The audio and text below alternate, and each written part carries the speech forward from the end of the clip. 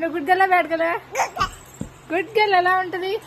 రేయాన్షి మమ్మీకి కోపం వస్తే ప్లీజ్ అని అంటావుగా, ప్లీజ్ ఎలా అంటావు చెప్పు?